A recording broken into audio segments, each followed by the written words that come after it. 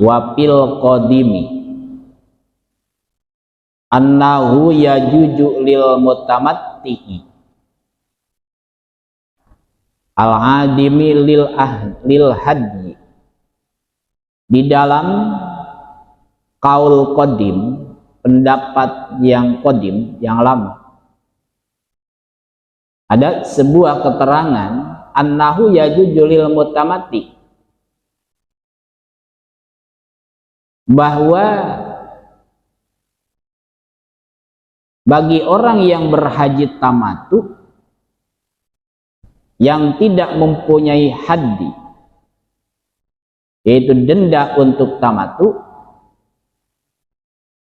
maka ayyasuma ayyamat tasyrik, boleh berpuasa pada hari-hari tasyrik. Itu misalnya berhajinya itu biayanya pas-pasan, tapi hajinya haji tamattu.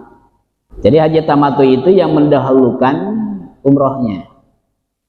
Jadi umroh dulu kemudian haji. Ada haji kiron, biasanya kloter terakhir. Nanti tentang pembahasan haji kiron, haji tamattu. Karena yang haji tamattu itu tentunya akan kena denda hadiyu itu, yaitu harus menyembelih kambing, yaitu dam, denda untuk tamattu. Kemudian untuk membeli kambingnya tidak punya karena pas-pasan uangnya. Maka supaya sah hajinya berarti harus diganti dengan berpuasa. Nah, boleh berpuasa pas di hari tasriknya itu bagi mereka yang haji tamattu. Ya bagi kita mah tidak boleh gitu. Dan juga sebagaimana firman Allah Subhanahu wa taala dalam Al-Qur'anul Karim dimaktub di surah Al-Baqarah ayat 196, yaitu penggalan ayatnya pasyamu salasati ayyami fil hajj. Itu penggalan ayatnya. Kalau ayat lengkapnya wa atimul hajja wal umrata lillah. Fa in uhsirtum famastaysara minal hadi. Wala tahliku ru'usakum hatta yablughal had mahillah. Faman kana minkum maridun aw bihi ada birraksi fa fidyatun min siyamin aw shadaqatin aw nusuk. Fa idza amintum faman tamatta'a bil umrati ilal haji pamastaysara minal haji. Faman lam yajid fasyamu salasati ayyam fil hajj wa sab'atin idza raja'tum tilka asyaratun kamilah. Zalika liman lam yakun ahluhu hadiril masjidil haram wattaqullaha wa'lamu annallaha sadidul iqab. Sempurnakanlah ibadah haji dan umroh karena Allah. Akan tetapi jika kamu terkepung oleh musuh, maka sembelihlah hadiyu, yaitu kena dam, membeli kambing, sembelih, dihadiahkan, makanya sebut hadiyu, yang mudah didapat. Dan jangan mencukur rambut kepalamu sebelum hadiyu sampai di tempat penyembelihannya. Nah ini maka dikiaskan bagi orang yang mau kurban, disunatkan tidak memotong kuku, itu mencukur rambut, dikiaskan ke sini kepada yang hadiyu, itu kiasnya ke situ. Hukumnya sunat, bukan berarti kalau misalnya saya mau kurban di dalil islah, begitu sudah dapat untuk kurban kemudian motong kuku, motong rambut misalnya, waduh saya gagal nih kurbannya, nggak usah disebut dia gagal karena itu hukum sunat, betul ya, itu kesunatan. Dan juga bagi orang yang berkurban, yang tidak kurban nggak apa-apa, asal jangan sampai dipotong sama jarinya saja. Kemudian jika ada di antara kamu yang sakit atau ada gangguan di kepala lalu dia bercukur, dia wajib fidyah. Jika tidak tahallul misalnya, maka dengan fidyah digantinya, yaitu berpuasa. Yaitu dendanya dengan berpuasa. Atau sedekah. Atau berkurban. Apabila kamu dalam keadaan aman, seperti perempuan yang haid, tidak bisa melakukan rukun haji atau wajib haji, maka dengan puasa gantinya, atau dengan yaitu sedekah. Bahkan apabila kamu dalam keadaan aman, siapa yang mengerjakan umroh sebelum haji, yaitu tamattu, paman tamatta'a bil umroti ilal haji, itu. Karena umroh di saat haji itu termasuk rukun haji. Makanya firman Allah yang berbunyi, inna umrata wal hajja wajibani, sesungguhnya umroh dan haji itu wajib, dua-duanya itu umroh ketika hajian. 100 kali umroh ya tidak bisa menutupi haji. Gitu. Betul. Setiap orang yang haji pasti umroh. Tapi tidak setiap orang yang umroh itu berhaji. Gitu.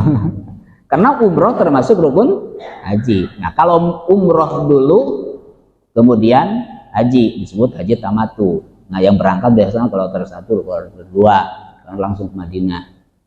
Gitu. Tetap melaksanakan manasik umroh dulu. Karena umroh itu ada nanti kan ketika umroh itu kan di tawaf juga kan ada tawaf rukun, ada tawaf sunnah, ada tawaf wadah, itu tawaf pamitan gitu. Tawaf ifadah itu yang termasuk rukun dalam haji dan umroh. Kalau pingin tawaf sering itu tawaf sunat itu. Jadi kalau misalnya di luar yang rukun berarti tawaf sunat. Gak bisa mencium hajar aswad di saat tawaf, nanti aja ketika tawaf sunat gitu. Ketika tawaf sunat jangan memaksakan sampai pulang ke Indonesia gigi habis gitu, kebentur batu hajar aswad gitu ya. Nah, itu. Nah, bagi yang tamattu bil umroh ilal haji pamastaisara minal haji gitu, maka dia wajib menyembelih hadyu yang mudah didapat, itu kena dam. Pamalam yajin, aduh tidak ada, kambingnya kehabisan atau misalnya uangnya gak cukup, ada uang tapi bingung nanti untuk pulang perjalanan gitu. Tapi bukan bingung untuk cari oleh-oleh buat di kampung halaman ya. Itu ya, itu. Jangan merusak, memaksakan diri gitu kan. Aduh, malu nanti pas pulang dari hajian gak ngasih jam-jam ke orang lain gitu. Pulang dari umroh gak ngasih jam-jam ke orang lain, jadi malu. Memberi sesuatu kepada orang lain dasar malu, maka haram dimakan. Itu fikih, Pak. Itu fikih, haram dimakan. Itu. Sebenarnya jamaah nih ngasih ke saya, malu nih kalau gak ngasih apa-apa. Kemudian ngasih martabak karena malu misalnya. Itu martabak haram dimakan sama saya dan keluarga. Benar ya, itu. Tapi aman, alhamdulillah. Apa tanda amannya? Enggak basi gitu. Biasanya kalau bukan berarti saya sudah bisa gitu. Semoga tidak mengotori hati. Jadi kalau ada sesuatu yang kurang beres gitu, biasanya makanan itu baru di jalan juga udah basi. Jadi pas ke rumah itu pas dibuka, oh kok basi gitu. Padahal kan masih baru gitu. Tapi alhamdulillah tidak gitu. Bahkan waktu itu kan daging kurban juga itu kan bisa dilihat. Daging kurban itu dari setiap daging kurban itu ada yang benar-benar menyembelih dan ngurusnya itu disertai dengan sesuatu yang disunatkan, itu beda ke dagingnya itu efeknya gitu. Ada daging kurban itu basah, ada itu biasanya sapinya itu dipaksa, stres sapinya ketika menurunkan dari mobil, atau ketika menaikkan ke mobil, atau ketika misalnya mau disembelih, ketika diikat, sehingga sapinya stres, dagingnya itu basah. gitu, lembek gitu. Gitu. Gitu. Kadang-kadang seperti itu. Gitu. Jadi ada hal-hal yang seperti itu. Tapi insya Allah tetap halal kok. Gitu. Nah, yang menyembelih itu kan semuanya, insya Allah kalau menyembelih kurban mah semuanya juga itu ada tuntunan dan juga pernah pada latihan. Betul ya itu. Berbeda kalau dijagal itu ya walau alam. Gitu. Kalau dijagal itu. Walau alam itu. Tapi alhamdulillah kondang Jawa gak ada yang menyembelih kejagal gitu kan. Betul ya gitu. Gitu. Atau dibawa dulu sapinya kejagal gitu. Ya. Nah, kembali lagi ke pokok masalah. Jadi apabila haji tamatu, maka tadi yaitu adalah memberikan hadiah. Gitu. Memberikan hadiah. Jadi satu kambing. Berapa harganya? Ya berapa dengan harga di situ. Kalau nanti karom juga, pembimbing juga akan ngasih tahu. Makanya jangan heran ketika orang yang daftar haji ketika mau berangkat haji, kok tiba-tiba ada info penambahan dana. Gitu. Nah, kalau ada penambahan dana itu mungkin karena jamaahnya itu akan melaksanakan haji tamatu. Gitu.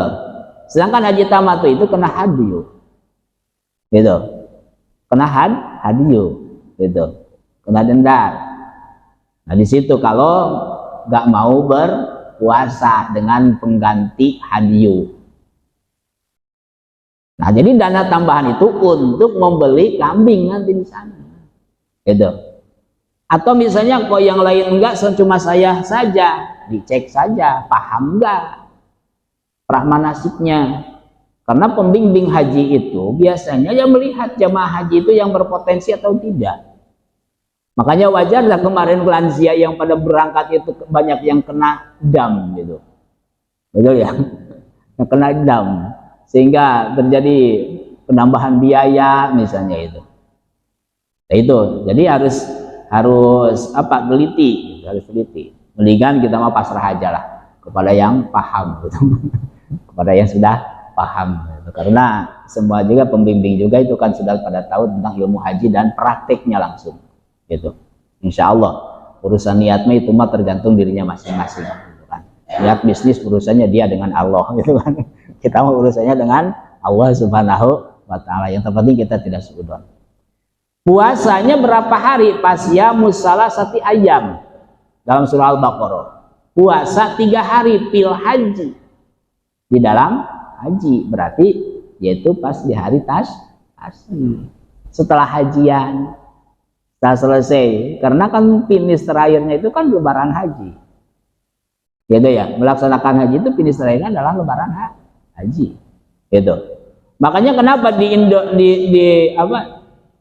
di dunia ketika daftar haji itu antri, sehingga di Indonesia daftar sekarang nanti berangkatnya 2050 misalnya gitu. Wajar Pak, karena membeludak. Karena membeludak gitu. Makanya Indonesia itu jadi rebutan pada kaya, orang kaya semua. Yang daftar haji itu zaman dulu itu orang kaya. Banyak mobil, besar rumahnya, kalau belum haji belum sukses jadi orang kaya. Itu zaman dulu. Walaupun rumahnya reyon, kehidupannya biasa, tapi sudah haji, orang kaya yang lain segan. Tapi kenalnya orang kaya. Betul. Nah itu. Jadi kelihatan jadi orang kaya tapi belum haji itu belum jadi orang kaya. Itu dulu itu. Karena jadi apa? Yang didahulukan itu menyempurnakan rukun Islam dulu. Kalau punya modal itu gitu. Kalau sudah nisom, karena zaman sekarang banyak yang nasib juga, ya. Jadi kalau semuanya langsung ke sana, begitu daftar langsung berangkat, yang pesawat mampu untuk mengangkut, mampu. Pembimbing ya mampu untuk ditambah kapasitas, tapi kapasitas lokasi Masjidil Haram itu akan membesar enggak? Lokasi Mina itu akan bertambah enggak? Ya enggak. Kalau semuanya ke situ dengan waktu berapa hari untuk melaksanakan ibadah haji, cukup enggak? Masa mau hajian tanggal 11 haji? Betul. Nah, maka disitulah jadi banyak yang belum paham, sehingga ketika daftar haji antriannya panjang, jadinya pesimis, menyalahkan sana, menyalahkan sini. Betul ya?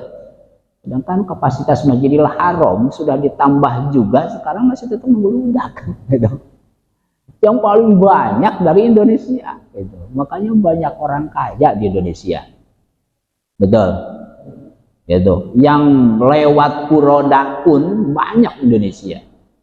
Tahun-tahun ke belakang, 2 tahun ke belakang, yang haji ngambil Puroda itu daftar sekarang, bulan haji bisa, besok bisa berangkat.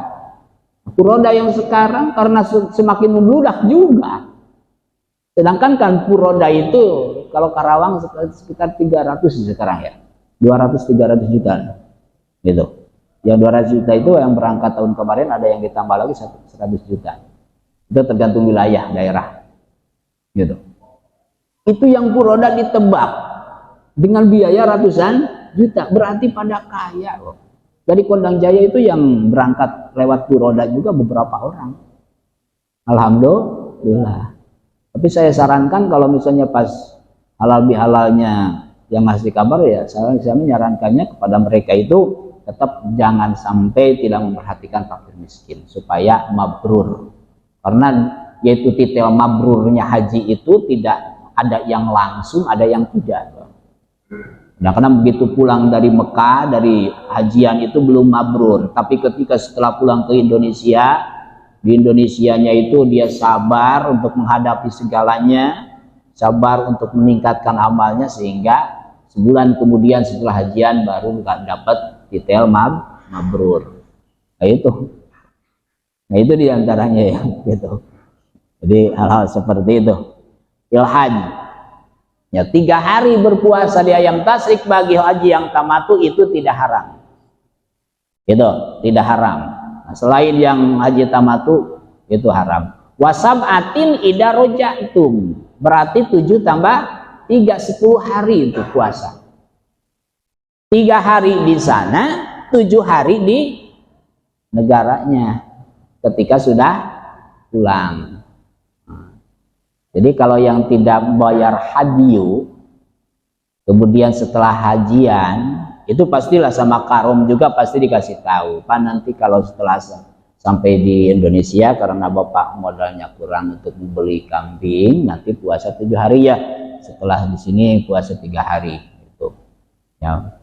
Kalau misalnya pas ke Indonesia, sudah sampai lagi ke Indonesia gak puasa 7 hari, ya. Itu jangankan jadi haji mabrur, hajinya juga tidak sah. Jangankan jadi mabrur, hajinya juga tidak sah. Itu. Makanya diutamakan syarat rukun hajinya. Macam lansia kemarin banyak sunat hajinya itu yang dilewat. Kenapa? Karena kondisi fisik.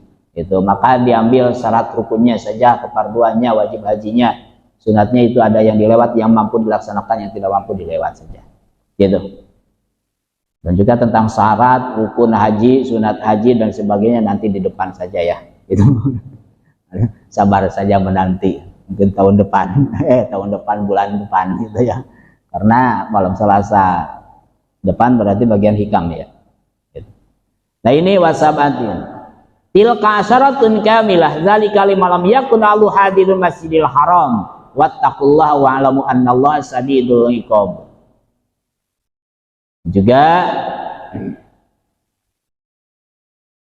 yaitu itulah 10 hari yang sempurna.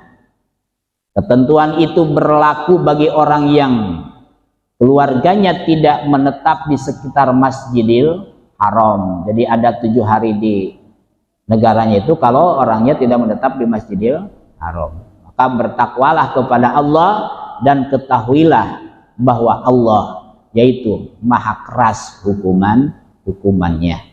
Gitu. Jadi hukuman Allah itu maha keras, tidak bisa ditawar. Gitu.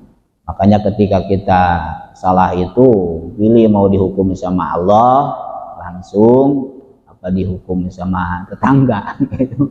Betul ya gitu. Makanya saya kalau ke anak itu, ayo sholat gitu. Kalau enggak sholat, nanti mau dihukumnya sama Allah langsung apa sama ayah gitu. Emang hukuman sama ayah apa? Cuma dibentak doang gitu kan. Jadi kalau disuruh nyuruh sholat dibentak itu, anak itu enggak sakit hati. Karena membandingkannya daripada nanti dibentak di alam kubur sama malaikat. Gitu kan. Gitu. Tapi diajarkan dulu sebelumnya, jangan langsung bentak, sudah kelepek-kelepek anak baru diajarkan, jangan. Tapi dikasih ilmunya aja dulu, gitu, bahwa anak itu harus tahu kalau meninggalkan sholat itu harus dijepret, gitu, kakinya, dijilid kakinya, tapi ngejilidnya juga jangan pakai nafsu, tapi melakukan syariat, gitu. Kamu itu di dunia gak sholat, nanti bapak lo yang digusur di akhirat, gitu. Langsung ditampar mukanya, dosa loh, dosa itu. Makanya para kiai dulu ya, termasuk guru saya almarhum yang semoga Allah yaitu menambah rahmat dan maghfirahnya, dulu kalau anaknya itu nakal langsung dipanggil, ambil jepretan, ngambil bambu, udah, karena anaknya gak tahu mungkin untuk apa gitu kan, ambil bambu, ngambil yang segede gini. Emang kamu mau mati kan gitu. Gitu, kecilin gitu. Nah, berdiri, angkat kaki sebelah kanan, angkat gitu. Ini ditutup. Ini ketiaknya ditutup gitu. Langsung plak gitu 3 kali. Udah pergi. Jadi itu menjenak di pikiran. Ternyata ya ada sambungan urat dari kaki ke otak itu kan nyambung. Jadi anak itu tidak dendam ke orang tua, itu tidak dendam, tapi merasa dididik. Hanya udah cukup situ. Jadi nanti kalau di akhirat itu anakmu tidak sholat lo waktu di dunia, kamu bapaknya kan iya, nyuruh apa tidak? Bukan cuma nyuruh dijepret, ya Allah. Coba periksa malaikat, kakinya ada gak bekasnya? Oh ada ya Allah. Ya udah selamat. Gitu. Jadi jangan mentang-mentang ibadah anak itu sangar gitu kan. Jadi tetap menyuruh juga kan, wa'mur ahlaka bis-shalah itu merintah, bukan memarahi. Betul ya? Bukan memarahi. Kalau memarahi itu kadang-kadang jangankan nurut, malah kabur. Itu kalau kita mau melihat contoh, anak kita lari-lari di masjid. Ketika sedang sholat dimarahi, pasti diamnya itu semenjak kita masih belum sholat. Kalau sudah sholat ramai lagi tuh anak, betul, ramai lagi. Tapi kalau dibisiki ke telinganya, kamu nanti kalau sholat jangan gerak-gerak, kalau gerak 3 kali berturut-turut itu batal sholatnya, kalau batal nanti diulangi ya dibisikin ke telinganya. Jadi tidak merasa dipermalukan. Anak itu kalau dimarahi, ditegur di depan orang itu merasa dipermalukan. Gitu. Makanya susah untuk nurut. Gitu. Tapi kalau dibisikin insya Allah. Gitu. Karena tidak merasa dipermalukan. Gitu. Kalau dibisikin. Gitu. Kembali ke pokok masalah tadi. Ini dasarnya diperbolehkan berpuasa di hari tasyrik bagi orang yang berhaji tamattu. Jadi referensinya, dalilnya di Al-Quran surah Al-Baqarah ayat 196, dan juga dikuatkan dengan hadis yang diriwayatkan oleh Imam Bukhari yang diterima dari Siti Aisyah radhiyallahu anha dan juga Ibnu Umar radhiyallahu anhu maqala, lam yurakhas fi ayami tasyrik ayyusumna illa liman lam yajidil haji. Tidak diberikan kebenaran berpuasa pada hari-hari tasyrik kecuali bagi yang tidak menemukan haji, yaitu denda haji tamattu. Jadi bagi orang yang nadar puasa di 5 hari itu tetap tidak boleh, bahkan nadarnya juga jadi dosa. Itu macam wasiat, nadar, kalau dengan sesuatu yang dosa tidak boleh dilaksanakan. Misalnya orang tua dulu wasiat, karena saking sayang ke anak pungut, nah nanti warisan saya itu akan dikasihkan ke anak angkat saja semuanya. Tidak boleh dilaksanakan. Kalau lebih dari 1/3, hanya 1/3 anak angkat kebagian. Gitu. Nah, itu diantaranya. Jadi kalau misalnya wasiatnya itu yang melanggar aturan hukum syara, tidak boleh wasiatnya dilaksanakan. Kalau yang dibolehkan dengan hukum syara, wasiat itu harus dilaksanakan. Kayak itu. Begitu nadar. Nah, bagi yang berpuasanya ada perintah dari gurunya, kamu harus puasa 3 tahun. Gitu. Maka tetap yang 5 hari mah harus dilewat. Gitu. Berarti di Indonesia kan ada yang mengijazah, yang ada yang ijazah kitab dalailul khairat. Itu kan kita di dalamnya itu kan amalan sholawat juga, dan juga ijib-ijib. Kalau daerah Kudus biasanya itu 3 tahun.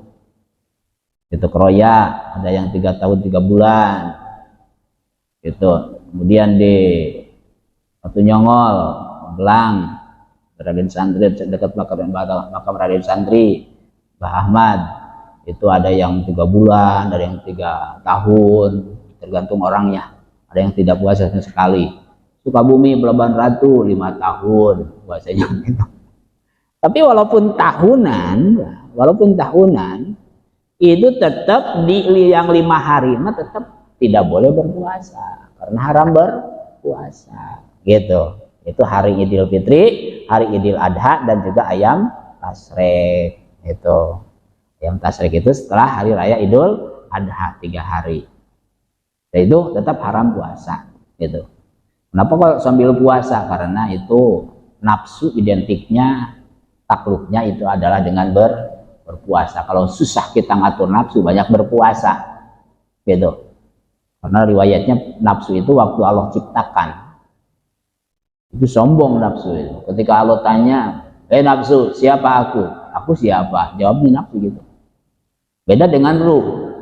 Kalau ruh ketika Allah ciptakan, itu alastu birabbikum, apa jawabnya ruh? Bala. Gitu. Apakah aku ini Tuhan kalian? Benar ya Allah. Itu ruh. Gitu. Kalau nafsu ketika ditanya oleh Allah, nafsu, siapa aku? Aku siapa? Itu nafsu. Sombongnya nafsu. Gitu. Makanya setelah itu Allah puasakan tuh nafsu. Dipuasakan itu nafsu selama yaitu 2000 tahun. Setelah 2000 tahun lemas tuh nafsu. Itu. Tanya oleh Allah, nafsu, siapa aku? Engkau adalah Tuhanku. Baru mengakui itu. Itu nafsu. Makanya kalau kita memerangi nafsu itu termasuk orang yang paling gagah. Gitu. Di agama manapun, manusia yang paling sakti dan paling gagah itu adalah manusia yang bisa menundukkan hawa nafsunya sendiri. Bukan cuma di agama Islam, di agama yang lain juga sama. Kalau nggak percaya, tanya aja, yaitu orang Buddha, tanya aja orang Hindu, tanya aja orang Kristen, dan lain sebagainya. Sama. Yang disebut orang yang sakti, orang yang gagah itu yang bisa menundukkan hawa nafsu. Kenapa? Karena nafsu kita itu lebih tua daripada badan kita. 2000 tahun, 3000 tahun sebelum jasad kita diciptakan, sudah diciptakan itu nafsu. Nafsu itu sudah lebih tua dari kita. Kita mah baru berapa tahun sekarang? Ada yang 70 tahun, ada yang 100 tahun di sini. Ada yang umur 100 tahun, umur nafsu itu udah berapa? 3100 tahun, lebih tua dari kita. Gitu ya. Gitu. Minimalnya 2100 tahun, itu lebih tua dari kita. Makanya susah untuk menundukkan nafsu. Nafsu amarah. Inna nafsal amaratun bisu. Sesungguhnya nafsu amarah itu adalah yang memerintah pada keburukan. Gitu. Asal pokok nafsu itu satu. Itu nafsu amarah. Kenapa bisa jadi 7 tahapan? Itu tahapan tingkatan atau titel atau pangkat gitu, derajat. Makanya ada dalam Al-Qur'annya itu illama rahimah rabbi, kecuali nafsu yang dirahmat oleh Allah, karena nafsunya sudah dididik, sudah ditundukkan kemudian dididik. Bukan dihilangkan. Nafsu itu kalau dihilangkan repot, Pak. Betul. Ya Allah, hilangkan nafsu saya. Ya repot, Pak. Melihat istri itu ya kayak melihat teman gitu kan. Nggak ada syahwat loh. Ada syahwat nantinya. Melihat nasi juga nggak akan mau makan, Pak. Karena nggak ada nafsu. Gitu, repot. Tapi nafsu itu tundukkan, dididik, diolah. Nah, kalau dididik, orang yang lama manusia juga kalau didik itu ada kelas 1, kelas 2, kelas 3. Nah, nafsu juga sama. Kalau sudah dididik masuk ke nafsu, yaitu mulhim, nafsu lawamah, gitu. Karena masih susah gitu. Begitu lagi mendidik nafsu tapi sering salah, tapi setelah salah itu menyesal, itu nafsu lawamah namanya. Gitu. Kemudian naik lagi ke mulhimah. Nafsunya itu selalu terus dinasihati, nafsu mulhimah. Naik lagi ke nafsu mutmainnah, selalu tenang gitu. Betul. Kayak jamaah islah tenang kalau ngaji itu, ya betul gitu. Nah, sampai lupa sama minum kopi juga. Saking tenang gitu. Gitu ya. Itu diminum kopinya kok dingin. Nanti jadi ager gitu. Nanti jadi ager gitu. Gitu. Kalau saya mah nanti minumnya, jangan sekarang. Gitu. Ya kalau disuguhi kopi sekarang kode berarti udah selesai gitu. Kayak itu ya, gitu. Itu nafsu ya. Jadi naik nafsu itu. Nah ini syadidul iqam. Jadi ketika ayam tasyrik itu haram puasa.